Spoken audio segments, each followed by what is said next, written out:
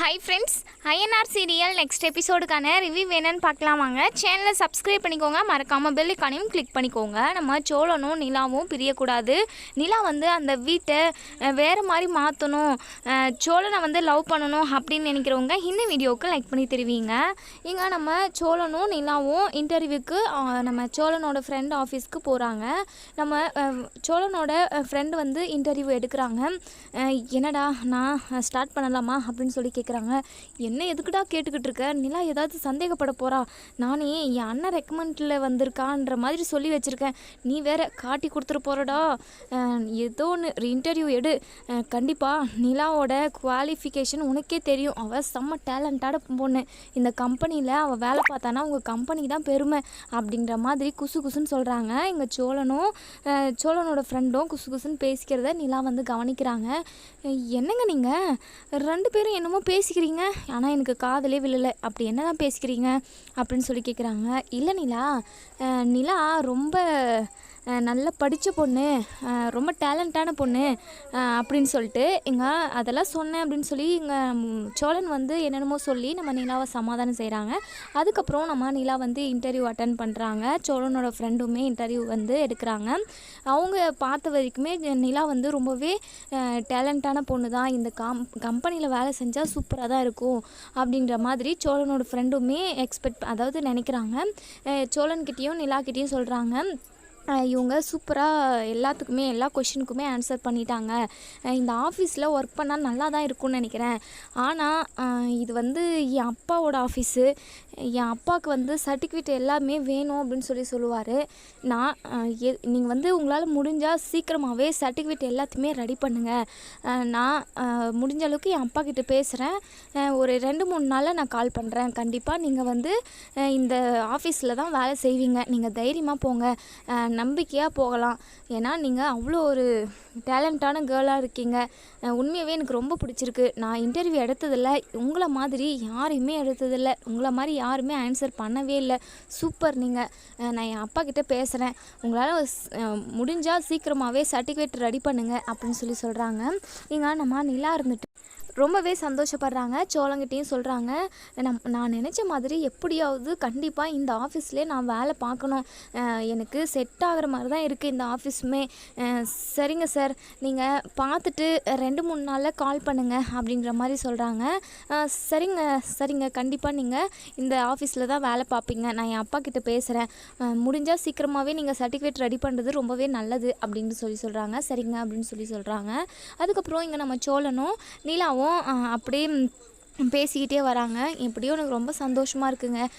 என்ன ஒன்று, அவங்க என்னை கால் பண்ணி கூப்பிடுவாங்களா என்னன்னே தெரியல, ஏன்னா சர்டிஃபிகேட் இல்லை இல்லையா, அதனால தான் கொஞ்சம் தயக்கமாக இருக்குது அப்படின்னு சொல்கிறாங்க. சோழன் இருந்துட்டு, இங்கே பார்த்தீங்களா, கண்டிப்பாக நீ அந்த ஆஃபீஸ்க்கு வேலைக்கு போக தான் போகிற, கண்டிப்பாக நீ போவ, நீ எதுக்காகவும் கவலைப்படாத, போக வைக்க வேண்டியது என் அண்ணனோட பொறுப்பு, ஏன் பொறுப்பு அப்படின்னு சொல்கிறாங்க. ஆமாம் சோழா, நான் சேரனுக்கு தான் ரொம்ப ரொம்ப தேங்க்ஸ் சொல்லணும், ஏன்னா இந்த வேலை கிடைக்குதோ கிடைக்கலையோ அவர் எப்படியோ ரெக்கமெண்ட் பண்ணார், அதனால தான் இந்த இன்டர்வியூவை நான் அட்டன் பண்ணேன், இந்த மாதிரி நிறைய இன்டர்வியூ அட்டன் பண்ணி கூட ஏதோ ஒரு வேலையை தேடிக்கலாம், என்ன ஒன்று சர்டிஃபிகேட் இல்லை, சர்டிஃபிகேட் இல்லாமவே உன் அண்ணன் வந்து எனக்கு இன்டர்வியூ வந்து அரேஞ்ச் பண்ணி கொடுத்துருக்காரு, இதுவே மிகப்பெரிய சந்தோஷம் தானே, சரி எப்படியோ ஒன்று வேலை கிடச்சிரும்னு நம்புவோம் அப்படின்னு சொல்லி 2 பேரும் பேசிக்கிட்டே போகிறாங்க. இன்னொரு சைடு நம்ம சேரனுக்கு மனசே கேட்கல, வேலைக்கு போகிறாங்க, ஆனால் வேலையே செய்ய முடியல, நிலாவை நம்ம ரொம்ப ஏமாத்துறோம், சோழன் தான் இருக்கிற இல்லாத போய் எல்லாத்தையுமே நிலாவை சொல்லி ஏமாற்றி வச்சுருக்கான், அவங்க கூட உடந்தையாக நம்ம இருக்கவே கூடாது அப்படின்னு சொல்லிட்டு இங்கே சேரன் வந்து நினைக்கிறாங்க. சரி, நம்ம நிலா கிட்ட எல்லா உண்மையுமே சொல்லிடலாமா, நம்ம ஏமாத்துறது ரொம்ப ரொம்ப தப்பு அப்படின்னு சொல்லிட்டு இங்கே நம்ம சேரன் வந்து நினச்சிக்கிட்டே இருக்காங்க. அவங்களுக்கு ஒரு மாதிரி குற்ற உணர்ச்சியாக இருக்குது, நம்ம நிலாவை வந்து ஏமாற்றவே கூடாது, நிலா கிட்ட எல்லா உண்மையும் சொல்லிடணும், சோழன் தான் அறிவு கெட்டத்தனமாக போய் சொல்கிறான், அவனுக்கு உடந்தையாக நம்மளும் முட்டாள்தனம் பண்ணிட்டு நிலாவை வந்து ஏமாற்றக்கூடாது அப்படின்னு சொல்லிட்டு இங்கே சேரன் வந்து நினைக்கிறாங்க. வீட்டுக்கு வந்தது நம்ம சேரன் வந்து வீட்டுக்கு வேலை முடிச்சுட்டு வராங்க. இங்கே நிலா வந்ததுமே, அண்ணே ரொம்ப தேங்க்ஸ்ண்ணே, நீங்கள் சொல்லி தானே இன்டர்வியூக்கே நான் இன்றைக்கி போனேன், என்னுடைய எக்ஸ்பீரியன்ஸு என்னுடைய ஆன்சர் எல்லாமே அவங்களுக்கு பிடிச்சிருக்கு. என்ன ஒன்று சர்டிஃபிகேட் இல்லை, அதனால் கொஞ்சம் தயக்கப்படுறாங்க. இருந்தாலுமே ட்ரை பண்ணுறேன்னு சொல்லியிருக்காங்க. அது கிடைக்குதோ கிடைக்கலையோ, நீங்கள் எனக்காக ரிஸ்க் எடுத்து இது மாதிரி ரெக்கமெண்ட் பண்ணி விட்டுருக்கீங்க, ரெக்வஸ்ட்டாக சொல்லியிருக்கீங்க, ரொம்பவே சந்தோஷமாக இருக்குண்ணே அப்படின்னு சொல்லிட்டு இங்கே நம்ம நிலா வந்து என்னென்னமோ பேசிக்கிட்டு இருக்காங்க. அதுக்கப்புறம் சோழன் வந்து வேலையாக வெளியே போயிடுறாங்க. நம்ம சேரன் இருந்துட்டு நிலா கிட்ட, இங்கே பாருமா நிலா, உங்ககிட்ட நான் ஒரு விஷயம் சொல்லணும், அதை எப்படி சொல்கிறதுன்னு எனக்கு தெரியல, ஆனால் என்னால் சொல்லாமலும் இருக்க முடியல அப்படின்னு சொல்கிறாங்க. என்னென்ன எதுவாக இருந்தாலும் என்கிட்ட சொல்லுங்கள், என்கிட்ட சொல்கிறதுல உங்களுக்கு என்ன தயக்கம், நீங்கள் உண்மையாகவே ரொம்ப கிரேட்ண்ணே, உங்களை மாதிரி யாருமே இருக்க மாட்டாங்க, நீங்கள் எவ்வளோ கஷ்டப்பட்டு வேலை பார்த்து உங்கள் தம்பிங்களையும் வளர்க்குறீங்க, வீட்டில் மொத்த வேலையும் நீங்களே செய்கிறீங்க, அது மட்டும் இல்லாமல் எனக்குமே இப்போ வேலைக்கு அரேஞ்ச் பண்ணி கொடுத்துருக்கீங்க, எனக்கு உங்களை பிடிக்கும்ண்ணே, நீங்கள்னாவே ஒரு தனி மரியாதை தான் அப்படின்னு சொல்லி நம்ம நிலா சொன்னதுமே நம்ம சேரனுக்கு இன்னுமே பயங்கர குற்ற உணர்ச்சியாக இருக்குது. இதுக்கப்புறமும் நம்ம உண்மையை மறைக்கவே கூடாது அப்படின்னு சொல்லிட்டு, இங்கே பார்ப்பா நிலா, அது வந்து சோழன் வந்து உங்ககிட்ட எதுக்காக பொய் சொல்லியிருக்கான்லாம் எனக்கு தெரியாது. நான் ஆர்கிடெக்டெல்லாம் படிக்கவே இல்லைம்மா, நான் சாதாரண கூலி வேலைக்கு மேஸ்திரி வேலைக்கு தான்மா போகிறேன். அந்த வேலைக்கு போயிட்டு தான் என் தம்பிங்களெல்லாம் நான் வளர்க்கவே செஞ்சேன். ஒரு 10 வயசுலேயே என் அம்மா இறந்துட்டாங்க. என் அப்பாவும் எந்த ஒரு பொறுப்பும் இல்லாமல் அவர் பாட்டுக்கு சுற்றிக்கிட்டு இருக்காருப்பா. அப்படி இருக்கும்போது நான் எப்படிப்பா இவ்வளோ பெரிய படிப்பெல்லாம் படிச்சிருக்க முடியும்? நான் சாதாரண கூலி வேலைக்கு போய் தான் என் தம்பிங்களை வளர்த்தேன். என் தம்பிங்க நல்லா இருந்தால் போதுன்ட்டுப்பா நினச்சேன். அப்புறம் எப்படிப்பா இதெல்லாம் நான் படிக்கிறதுக்கு டைம் கிடச்சிருக்கோம்? நானே ரொம்ப கஷ்டத்துலேருந்து எப்படியாவது தம்பிங்களை மட்டும் வளர்த்து கரை சேர்த்திடணும்னு சொல்லிட்டு இருந்தேம்மா. அப்புறம் எப்படி நான் ஆர்கிடெக்டெல்லாம் படிக்க முடியும்? அப்படியெல்லாம் நான் படிக்கலம்மா. சோழன் எதுக்காக போய் சொன்னானே எனக்கு தெரியல. எனக்கு என்னமோ உன்னை கல்யாணம் பண்ணணும் அப்படின்றதெல்லாம் அவனுக்கு தெரிஞ்சிருக்காது, சும்மா அடித்து விடுவோமே அப்படின்னு சொல்லிட்டு சும்மா சொல்லியிருக்காம்மா. உன் கூட கல்யாணம் நடந்ததும் அதை அப்படியே அந்த பொய்யை மெயின்டைன் பண்ணிக்கிட்டு இருக்கான். அவன் ஏதோ தெரியாமல் பண்ணுறான், அவனை மன்னிச்சிடுமா. அது மட்டும் இல்லாமல் அவன் தான் பொய் சொல்கிறானே அப்படின்னு சொல்லிட்டு நானும் அவன் கூட சேர்ந்து உடந்தையாக இருந்தேன்னா அது ரொம்ப தப்பாக போயிடும்மா. அதனால தான் நான் இப்போ உண்மையை சொல்லிட்டேன். ஆனால் அதுக்காக நீயும் சோழனும் சண்டை போடக்கூடாது. சோழன் ஏதோ தெரியாமல் சொல்லியிருப்பான், அதை மன்னிச்சிருப்பா அப்படின்னு சொல்கிறாங்க. இங்கே நம்ம நிலாவுக்கு பயங்கரமாக கோபம் வருது. என்னென்ன சொல்கிறீங்க? சோழன் என்கிட்ட பொய் சொல்லியிருக்கானா? சரிண்ணே, இருக்கட்டும், அதுதான் எங்களுக்கு கல்யாணம் நடந்துருச்சுல்ல, கல்யாணம் நடந்ததுக்கு அப்புறமாச்சு இந்த விஷயத்த சொல்லியிருக்கலாம்ல, இந்த பொய் ஏன் அவங்க இப்போ வரைக்கும் மெயின்டைன் பண்ணிக்கிட்டு இருக்கணும் அப்படின்னு சொல்லி கேட்குறாங்க. அது வந்து பண்ணிலா, அது வந்து சோழன் வந்து உன்னை லவ் பண்ணுறான்ப்பா அப்படின்னு சொன்னதுமே இங்கே நம்ம நிலாவுக்கு பயங்கர அதிர்ச்சியாக இருக்குது. என்னென்ன சொல்கிறீங்க? இதெல்லாம் என்னால் கேட்கக்கூட முடியல. இப்போ வரைக்கும் நான் சோழன் கூட ஒரு ஃப்ரெண்டாக தான் பழகிக்கிட்டு இருக்கேன். ஆனால் சோழனுக்கு இப்படி ஒரு எண்ணம் இருக்குன்னு சொல்லிட்டு நான் நினச்சி கூட பார்க்கல. என்னை சுற்றி என்ன தான் நடந்துக்கிட்டு இருக்கு எனக்கு ஒன்றுமே புரியல. சோழன் எதுக்காக என்கிட்ட இப்படியெல்லாம் பொய் சொல்லிக்கிட்டு என்னை லவ் பண்ணுறேன்னு சொல்லிட்டு வேற நீங்கள் சொல்கிறீங்க? இதெல்லாம் என்னால் நம்பவே முடியல. அண்ணா, என்னென்ன நடக்குது? இதுக்கப்புறம் நான் இனி இந்த வீட்டில் இருக்கிறது கொஞ்சம் கூட சரியில்லைண்ணே, நான் என் வேலையை பார்த்துக்கிட்டு போகிறேன் அப்படின்னு சொல்லிட்டு இங்கே நம்ம நிலா வந்து என்னென்னமோ பேசுகிறாங்க. சேரன் இருந்துட்டு, இங்கே பார்ப்பா நிலா, நீ இந்த வீட்டில் எவ்வளோ நாளைக்கு வேணாலும் இருக்கலாம், உன்னை கட்டாயப்படுத்தி நான் சோழன் கூட வாழ சொல்லவே மாட்டேன்ப்பா. இப்போ வரைக்குமே உன்னை நான் என் தங்கச்சியை தான் பார்க்குறேன். நான் சொல்கிறத கேளுப்பா. நீ உங்கள் வீட்லேயும் சண்டை போட்டுட்டு வந்துட்ட. உனக்கு ஒரு நல்ல வேலை அமையிற வரைக்கும் நீ பொறுமையாக இருப்பா. உண்மையாகவே நான் சோழன் கூட உன்னை கட்டாயப்படுத்தி வாழு அப்படின்னு சொல்லி என் வாயால் வராதுப்பா. உன் விருப்பம் என்னவோ அதுபடி தான் நீ இருக்குவ. நாங்கள் அதுக்கு எதுவுமே தடையாக நிற்கவே மாட்டோம்ப்பா. அது மட்டும் நீ மனசில் வச்சுக்கோப்பா. இப்போ கோவத்திலேருந்து இந்த வீட்டிலேருந்து நீ போயிட்ட அப்படின்னா எங்கே போவப்பா? இந்த ஊரில் யாருமே உனக்கு தெரியாது. வேணாப்பா, இங்கே பாரு, அவசரப்பட்டு மட்டும் முடிவு எடுத்துடாத. உன் லட்சியத்தை நோக்கி நீ நல்லா போகலாம், கண்டிப்பாக போகலாம். அதுக்கு துணையாக நானும் இருப்பேன், என் தம்பிங்களும் இருப்பாங்க. நீ கொஞ்சம் யோசித்து முடிவெடுப்பா. இந்த வீட்டிலலாம் இருக்க மாட்டேனாலாம் சொல்லாதப்பா. கண்டிப்பாக உனக்கு ஒரு நல்ல வேலை கிடைச்சதும் உனக்கு அது மட்டும் இல்லாமல் ஒரு ஹாஸ்டல் இல்லை ரூம் ஏதாச்சும் நான் ரெடி பண்ணி கொடுக்குறேன். அதுக்கப்புறம் அப்புறம் கூட நீ போப்பா. அதுக்கப்புறம் அதாவது இந்த வீட்டை விட்டு போனதுக்கப்புறம் கூட உனக்கு சின்னதாக சோழன் மேலே ஏதாவது ஒரு நல்ல அபிப்பிராயம் வந்துச்சுன்னா கூட நீங்கள் 2 பேரும் சேர்ந்து வாழலாம்ப்பா. ஆனால் நீங்கள் 2 பேரும் ஒன்று சேர்ந்து வாழணும், இந்த வீட்டை விட்டு நீ போகக்கூடாதுன்னு தான்ப்பா என் மனசு தோணுது. என் மனசுக்கு ஃபுல்லாகவே அப்படி தான்ப்பா ஓடிக்கிட்டே இருக்குது. நீ இந்த வீட்டிலே இருந்தால் ரொம்ப நல்லாயிருக்கும். எனக்கு நீ அம்மா மாதிரியே தெரியிறப்பா. உண்மையாகவே எனக்கு அப்படி ஒரு ஃபீல் தான் நீ கொடுக்குற. இந்த வீட்டை விட்டு போகக்கூடாதுன்னு தான் எனக்கு தோணுது. இருந்தாலும் நான் உன்னை கட்டாயப்படுத்த மாட்டேன்ப்பா. கண்டிப்பாக கட்டாயப்படுத்த மாட்டேன். உனக்கு என்ன தோணுதோ அதுவே நீ செய்யலாம்ப்பா. ஆனால் சோழனை மட்டும் தண்டிச்சிடாத. சோழன் கூட ரொம்ப நல்ல பையன்தான். ஏதோ நீங்களும் பெரிய இடத்த வீட்டு பொண்ணாச்சே அப்படின்னு சொல்லிட்டு சும்மா உங்ககிட்ட ஏதாச்சும் போய் சொல்லியிருப்பான், என் அண்ணன் இந்த வேலை பார்க்குறாங்க அந்த வேலை பார்க்குறாங்கன்ட்டு.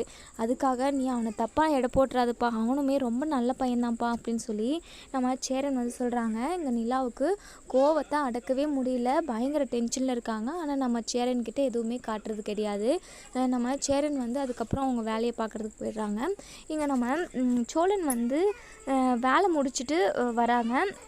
நம்ம சோழன்கிட்ட நம்ம நிலா வந்து கேட்குறாங்க, இங்கே பாருங்கள், உங்கள் அண்ணன் உண்மையாகவே ஆர்கிடெக்ட் படிச்சிருக்காரா அப்படின்னு சொல்லி கேட்குறாங்க. ஆமாங்க, இதில் என்ன உங்களுக்கு சந்தேகம்? பொய் சொல்லாதீங்க. உங்கள் அண்ணன் ஆர்கிடெக்ட் படிக்கவே கிடையாது. அவர் மேஸ்திரி வேலை தான் செய்கிறாருன்னு எனக்கு தெரிஞ்சு போச்சு. எதுக்காக நீங்கள் என்கிட்ட பொய் சொல்லணும்? இங்கே பாருங்கள், அது மட்டும் இல்லை, இன்னொரு விஷயமும் எனக்கு தெரிய வந்திருக்கு. நீங்கள் என்னை லவ் பண்ணுறீங்களா?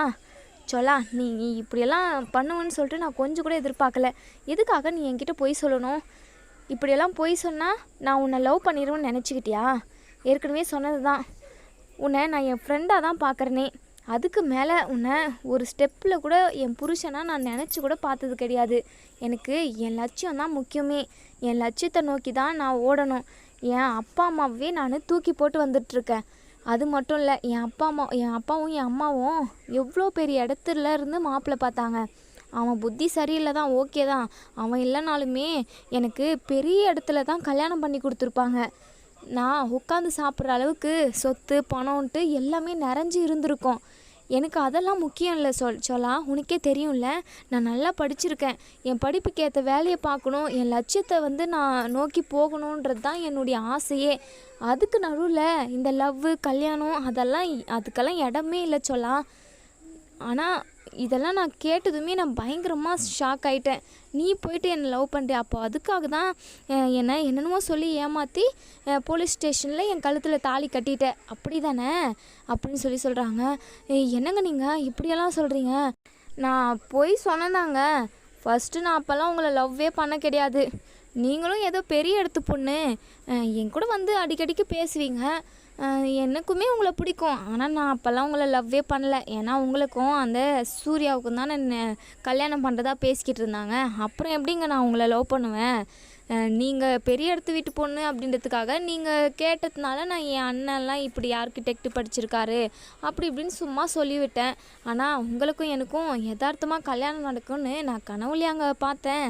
சும்மா அடிச்சு விட்டேன். சரி, அதுக்கப்புறம் இந்த விஷயம் தெரிஞ்சால் நீங்கள் தப்பாக நினைப்பீங்களே அப்படின்னு சொல்லிட்டு தான் இத்தனை நாளாக உங்ககிட்ட சொல்லாமல் இருந்தேன். அவ்வளோதாங்க. உங்களை நான் லவ் பண்ணி, அதாவது முதல்லையெல்லாம் உங்களை நான் லவ் பண்ண கிடையாது. போலீஸ் ஸ்டேஷனில் யதார்த்தமாக நமக்கு கல்யாணம் நடந்துருச்சு. அதுக்கப்புறம் தாங்க உங்களை எனக்கு பிடிக்கவே ஆரம்பிச்சிச்சு. உங்களுக்கும் என்னை பிடிச்சா நல்லா இருக்கும்னு நினச்சேன். நம்ம 2 பேரும் கல்யாணம் பண்ணிக்கிட்டால் ரொம்பவே சூப்பராக இருக்கும். நமக்கு வாழ்க்கையை வாழ ஆரம்பிச்சிட்டோம் அப்படின்னா நல்லா போகுன்ற மாதிரி தோணுச்சு. அதனால தான் உங்களை லவ் பண்ணவே ஆரம்பித்தேன். இதில் என்னங்க தப்பு இருக்குது அப்படின்னு சொல்லி கேட்குறாங்க. என்ன சொல்லா இப்படி பேசுகிறேன்? அதுக்கப்புறம் எனக்கு கோவமே வந்துடும் பார்த்துக்கோ. இதுக்கப்புறம் நான் இந்த வீட்டிலே இருக்க போகிறது கிடையாது. இங்கே பார்த்தோலாம், உனக்கும் எனக்கும் நடந்தது ஒரு பொம்மை கல்யாணம் தான். இந்த ஊர் முன்னாடி உன் குடும்பம் வந்து அவமானப்பட்டுறக்கூடாது அப்படின்றதுக்காக தான் அன்றைக்கி நான் ரிசப்ஷனில் வந்து நின்றேன். திரும்பவும் இன்னொரு டைம் உன் கையால் தாலி கட்டிக்கிட்டேன். அதையும் நான் உண்மையான கல்யாணம்னு நினச்சி கூட பார்த்தது கிடையாது.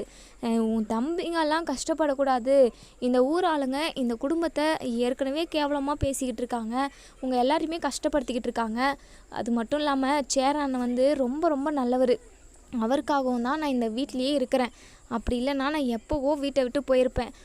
மனசில் என்னைக்கு இப்படி ஒரு ஆசை இருக்குன்னு தெரிஞ்சதோ அப்பத்துலேருந்து எனக்கு இந்த வீட்டில் இருக்கணுன்னே தோண மாட்டேங்குது. நான் எங்கேயோ ஒன்று போகலான்னு தான் இருக்கேன். இங்கே பார் சொல்லா, இதுக்கப்புறமாலாம் உன்னை தேடி நான் வரவே மாட்டேன். உன் மனசில் இப்படி ஒரு கேவலமான எண்ணம் இருக்குன்னு தெரிஞ்சுக்கிட்டதுக்கப்புறம் என்னால் உன் கூட முகம் கொடுத்து கூட பேச முடியல. இங்கே பார், நீ கட்டின தாலியெல்லாம் வெறும் கயிறாக மட்டும்தான் நான் நினைக்கிறேன். நீ கட்டின தாலி இதுக்கப்புறம் என் கழுத்தில் இருக்கவே தேவையில்லை அப்படின்னு சொல்லிட்டு தாலியை கழட்டி கையில் பிடிச்சிக்கிறாங்க. இங்கே பார், இந்தா நீ கட்டின தாலி அப்படின்னு சொல்லிட்டு நம்ம சோழங்கிட்ட கொடுக்குறாங்க. சோழன் வந்து பயங்கர அதிர்ச்சி ஆகுறாங்க. அதே சமயம் அவங்க கண்ணிலிருந்து அவங்களவே அறியாமல் தண்ணி வருது. சோழனுக்கு அவ்வளோ ஒரு கஷ்டம். நிலா, என்னமோ தெரியல, ஏதோ ஒரு சுச்சுவேஷனில் உன் கூட நான் இருக்கிற நிலமை வந்துருச்சு. உன்னையே எனக்கு பிடிக்க ஆரம்பிச்சிருச்சு. மனசுக்கு இவங்கள தான் நம்ம லவ் பண்ணணும், அவங்கள தான் லவ் பண்ணணும்னு சொல்லிட்டு, அதாவது நீ பணக்கார வீட்டு பொண்ணு, உன்னால் லவ் பண்ணக்கூடாது அப்படின்னலாம் மனசுக்கு தோணுமா என்ன? நீ பணக்கார வீட்டு பொண்ணு தான், நான் ஏழை வீட்டு பையன்தான். அதுக்காக மனசுக்கு தெரியுமா யார் பணம் வச்சிட்ருக்காங்க, யார் ஏழையாக இருக்காங்கன்னு? உங்களை எனக்கு பிடிச்சது, அதனால் நான் உங்களை லவ் பண்ணேன். இதில் என்னங்க தப்பு இருக்குது? இங்கே பாருங்க நிலா, நீங்கள் தாலியை கழட்டி கொடுத்ததுமே என் மூச்சே நின்ற மாதிரி இருக்குது. நிலா, உண்மையாகவே சொல்கிறேன், உன்னை எனக்கு ரொம்ப பிடிக்கும் நிலா அப்படின்னு சொல்லி அழுகுறாங்க. நம்ம நிலாவுக்கு என்ன பண்ணுறதுன்னே தெரியல. இங்கே பாருங்க சோழா, இப்படியெல்லாம் பேசாதீங்க, எனக்கு ஒரு மாதிரியாக இருக்குது.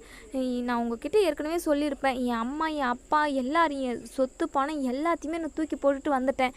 எதுக்காக? என் லட்சியத்துக்காக, நான் நினச்சதை சாதிக்கணும் அப்படின்றதுக்காக தானே. இப்படி தெரிஞ்சிருந்தும் நீங்கள் என்னை லவ் பண்ணுறேன்னு சொல்லி எப்படிங்க நீங்கள் உங்கள் அண்ணங்கிட்ட சொல்லியிருக்கலாம் அப்படின்னு சொல்லி கேட்குறாங்க. சரி நிலா, உன் விருப்பம் என்னவோ அதுவாகவே நீ இரு. அதுக்காக நீ இந்த வீட்டை விட்டு போகணுன்றதெல்லாம் இல்லை. நான் உன்னை லவ் பண்ணந்தான். சரி விடு, நீ எல்லாம் என்னை லவ் பண்ணணும்னு அவசியமே கிடையாது. உனக்கு ஒரு ஹாஸ்டல் கிடைக்கிற வரைக்கும், அது மட்டும் இல்லாமல் உனக்கு ஒரு வேலை கிடைக்கிற வரைக்கும் நீ இந்த வீட்டிலே இரு. உன்னை நான் எந்த தொந்தரவும் பண்ண மாட்டேன். என்னைக்கு உனக்கா என் மேலே லவ் வருதோ, உன் மனசில் என் மேலே ஆசை வருதோ, அன்னைக்கு நீ என்னை தேடி வா. கண்டிப்பாக உனக்காக நான் வெயிட் பண்ணிக்கிட்டு இருப்பேனில்லா. இந்த ஜென்மத்தில் இனி யாருமே என் மனசுக்குள்ளே வந்து நுழையவே முடியாது. இந்த மனசில் நீ மட்டும்தான், உனக்கு மட்டும்தான் இந்த மனசில் இடம் இருக்குது. சரியா நிலா? இதுக்கப்புறம் நான் உன்கிட்ட எதுவும் பேசி புரிய வைக்க போகிறது கிடையாது. என்னை லவ் பண்ணு அப்படின்னு சொல்லிட்டு உன்னை நான் கட்டாயப்படுத்த போகிறது கிடையாது. எல்லாமே உன் விருப்பம் நிலா. கண்டிப்பாக என்னை உனக்கு பிடிக்கும். இப்போ இல்லை, இன்னும் கொஞ்ச நாள் போகட்டும். காலம் எல்லாத்துக்கும் பதில் சொல்லும்ல, அதே மாதிரி என்னுடைய லவ் விஷயத்துக்கும் காலம் பதில் சொல்லும். எனக்கு நம்பிக்கை இருக்குது. என் லவ் மேலே எனக்கு ரொம்பவே நம்பிக்கை இருக்குது. நான் உன்னை உண்மையாக லவ் பண்ணேன். சரி நிலா, உனக்கு என்ன தோணுதோ அதே செய். அதே சமயம் உன்னை நான் கட்டாயப்படுத்த மாட்டேன். உனக்கு வேலை கிடைக்கிற வரைக்கும், ஒரு ரூம் புக் ஆகிற வரைக்கும் நீ இந்த வீட்லேயே இருந்துக்கோ. உன்னை எந்த டார்ச்சரும் பண்ண மாட்டேன் அப்படின்னு சொல்லிட்டு இங்கே நம்ம சோழன் வந்து போயிடுறாங்க. இங்கே நம்ம நிலாவுக்கு என்ன பண்ணுறதுன்னே தெரியல. வெளியே வாசலில் உட்காந்து தலை மேலே கை வச்சுக்கிட்டு உட்காந்துட்ருக்காங்க, அழுதுகிட்டு இருக்காங்க. என்ன பண்ணுறதுன்னு தெரியாமல், நம்ம நினைக்கிறதுக்கு மேலே என்னென்னமோ நடந்துக்கிட்டு இருக்கே, நம்ம நினைக்கிறது நடக்க மாட்டேங்குது. ஆனால் நம்மளை சுற்றி என்னென்னமோ நம்ம நினைக்காது, நமக்கு வேண்டாதது தான் நடந்துக்கிட்டு இருக்கு. எல்லாமே இந்த காலத்தோட நியதி தான்.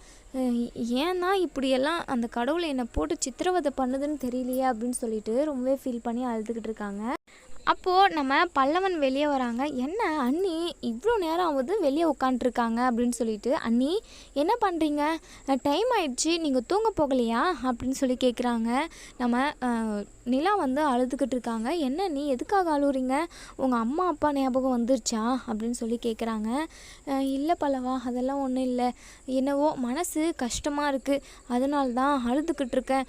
அழுதா எல்லாமே கொஞ்சம் ஆறுதலாக இருக்கிற மாதிரி இருக்கும், அதனால தான் அழுதுகிட்டு இருக்கேன். எனக்குன்னு யார் இருக்கா, அதனால தான் தனியாக உட்காந்து அழுதுகிட்டு இருக்கேன் அப்படின்னு சொல்லி சொல்கிறாங்க. என்ன நீ இப்படி சொல்லிட்டீங்க, நீங்கள் இப்படி சொல்லக்கூடாதுன்னு நான் ஏற்கனவே சொல்லியிருக்கேன்ல. உங்களுக்கு நான் இருக்கேன், சேர அண்ணன் இருக்குது, சோழ அண்ணன் இருக்குது, பாண்டியன் இருக்கான், என் வீட்டில் நாங்கள் எல்லாருமே உங்களுக்காக இருக்கோம். நீங்கள் எதுக்காகவும் கவலைப்படாதீங்க அண்ணி அப்படின்னு சொல்லிட்டு நம்ம பல்லவன் சொல்கிறாங்க. எல்லாமே சரிதான் பல்லவா, ஆனால் நம்ம நினைக்கிறது எதுவுமே நடக்கிறது இல்லைல்ல. அப்படின்னு சொல்லி ரொம்பவே ஃபீல் பண்ணி சொல்கிறாங்க. என்ன நீங்கள் என்ன பேசுகிறீங்கன்னு எனக்கு சுத்தமாக புரியல. என்னமோ உங்கள் மனசுக்குள்ளே ஏதோ ஒரு கஷ்டம் உங்களை போட்டு வாட்டி வதக்குதுன்னு எனக்கு நல்லாவே தெரியுது. இப்போ நீங்கள் அதை நினச்சிக்கிட்டே இருக்காதீங்க. வாங்க நீங்கள் படுத்து தூங்குங்க. அப்படி தூக்கம் வரலன்னா ஃபோனில் ஏதாச்சும் சாங்ஸ் மெலடி சாங்ஸ் வச்சு கேளுங்க. நீங்கள் ஏதோ ஒரு ப்ரெஷரில் இருக்கீங்கன்னு எனக்கு நல்லாவே தோணுது அப்படின்னு சொல்கிறாங்க. இங்கே நம்ம பல்லவன் இருந்துட்டு நிலாவை கூட்டிகிட்டு போகிறாங்க. நிலா கிட்ட அண்ணி சாப்பிட்றீங்களா அப்படின்னு சொல்லி கேட்க, இல்லை பல்லவா முன்ன தான் நம்ம எல்லோரும் சாப்பிட்டோம், வேண்டாம் அப்படின்னு சொல்ல, சரிங்க அண்ணி நீங்கள் போயிட்டு படுத்து தூங்குங்க, எதுவுமே நினைக்காதீங்க, ரிலாக்ஸாக இருங்க, சரிங்களா, எல்லாமே சரியாயிடும் அப்படின்னு சொல்லி நம்ம பல்லவன் வந்து என்ன விஷயம்னே தெரியாமல் நம்ம நிலா அழுதுனால என்னென்னமோ சமாதானம்னு சொல்லி ரூமுக்கு அனுப்பி வைக்கிறாங்க. படுத்து தூங்குங்க அப்படின்னு சொல்லிட்டு இங்கே நம்ம நிலாவுமே படுக்கிறாங்க. கண் விழிச்சிக்கிட்டே தான் இருக்காங்க. ஆனால் அவங்களுக்கு தூக்கமே வரல. சோழன் வந்து எதுக்காக இப்படி பண்ணியிருப்பார், நம்ம அப்படி நினைக்கவே இல்லை. அவர் மனசுக்குள்ள நம்ம வேறு மாதிரி தெரிஞ்சிருக்கோம். கடவுளே என்னை எந்தெந்த வழியில் கூட்டிகிட்டு போகிறேன்னு எனக்கு ஒன்றுமே சுத்தமாக புரியல. நான் நினச்சது எதுவுமே நடக்கலை, ஆனால் மற்றது எல்லாமே நல்லபடியாக நடத்தி கொடுத்துக்கிட்டு இருக்க அப்படின்னு சொல்லிட்டு தூங்குறாங்க. மறுநாள் காலையில் நம்ம நிலா வழக்கம் போல் நிலா வந்து எந்திரிக்கிறதில்ல. நம்ம சேரன் வந்து காலையிலேயே எந்திரிச்சு சமைச்சு முடிச்சுட்டு டீயெல்லாம் வச்சுட்டு அதாவது நம்ம பல்லவனை, பாண்டியன், சோழனை 3 பேருமே எழுப்புறாங்க. இங்கே பல்லவன் வந்து சேரன்கிட்ட கேட்குறாங்க, அண்ணி எழுலையா அப்படின்னு சொல்லி கேட்க, என்னன்னு தெரியல பல்லவா, இன்னுமே அண்ணி எந்திரிக்கலை அப்படின்னு சொல்கிறாங்க. அதுக்கப்புறம் பல்லவன் வந்து நம்ம நிலாவோட ரூம் கதவை வந்து தட்டுறாங்க. அதுக்கப்புறம் நிலா எந்திரிச்சு வராங்க. என்ன நீ இன்னைக்கு ரொம்ப லேட்டு போல், எல்லாருமே எழுந்துட்டு நீங்கள் தான் எல்லாருமே எழுப்புவீங்க, இன்றைக்கி நீங்கள் நல்லா தூங்கிட்டீங்க போல், நைட் ஃபுல்லாக தூங்கலையா அப்படின்னு சொல்லி கேட்குறாங்க. இல்லை பல்லவா அதெல்லாம் ஒன்றும் இல்லை, எனக்கு தெரியல, தூங்குனதே அதாவது கொஞ்ச நேரம் தூங்கின மாதிரி தான் இருக்குது, காலையில் வெடிஞ்சதே தெரியல அப்படின்னு சொல்கிறாங்க. சரி அண்ணி வாங்க நீங்கள் ஃப்ரெஷ்ஷப் ஆகிட்டு வாங்க டீ குடிக்குவீங்க அப்படின்னு சொல்கிறாங்க. அதுக்கப்புறம் நம்ம நிலா முகமே சரியில்லை, ஒரு மாதிரி டல்லாகவே இருக்காங்க. ஃபேஸ் வாஷ் பண்ணிவிட்டு வந்து டீ குடிக்கிறதுக்கு உட்காடுறாங்க. நம்ம சோழனுமே நம்ம நிலாவோட ஃபேஸை கவனிக்கிறாங்க. நிலாவுக்கு எல்லா ஒன்றுமே தெரிஞ்சதுனால இப்படி கஷ்டப்பட்டுக்கிட்டு இருக்கா. ஆனால் முன்னாடியெல்லாம் முந்தாநேற்று அப்போல்லாம் எவ்வளோ சந்தோஷமாக காலையில் எழுந்திரிச்சதும் அவ்வளோ பலன்னு சிரிச்ச முகமாக இருப்பாள். இப்போது இவ்வளோ கஷ்டப்பட்டுக்கிட்டு இருக்கா. எல்லாமே அண்ணனால தான், சேர அண்ணன் எல்லா விஷயத்தையும் சொன்னதுனால தான். எதுக்காக தான் அண்ணன் இப்படியெல்லாம் சொல்லுதுன்னே தெரியல அப்படின்னு சொல்லிட்டு அவங்களுமே ரொம்பவே ஃபீல் பண்ணுறாங்க. அதுக்கப்புறம் நம்ம நிலாவுக்கு என்ன பண்ணுறதுன்னே தெரியல, ஒரு மாதிரி டல்லாகவே உட்காண்ட்ருக்காங்க. சேரன் இருந்துட்டு, என்ன நிலா நேற்று நான் உன்கிட்ட விஷயத்த சொன்னதுலேருந்தே உன் முகமே சரியில்லை, ஒரு மாதிரி இருக்க, என்னப்பா உண்மையை சொன்னால் தப்பா அப்படின்னு சொல்லி கேட்குறாங்க. அதெல்லாம் ஒன்றும் இல்லைண்ணே, நீங்கள் எதுவும் என்ன மனசில் நினச்சிக்காதீங்க, நான் சும்மா தான் இப்படி இருக்கேன் அப்படின்னு சொல்லி பேசிக்கிட்டு இருக்காங்க. அப்போ தான் நம்ம கார்த்திகா வராங்க. என்னம்மாம்மா சாப்பாடெல்லாம் ஆயிடுச்சா, என்ன சமைச்சிருக்கீங்க அப்படின்னு சொல்லிட்டு சாப்பாடெல்லாம் ஓப்பன் பண்ணி பார்க்குறாங்க. ஓ சாதம், என்ன கத்திரிக்காய் குழம்பா, சூப்பர் மாமா, நீங்கள் செம்ம டேஸ்ட்டாக சமைச்சிருப்பீங்க, நானும்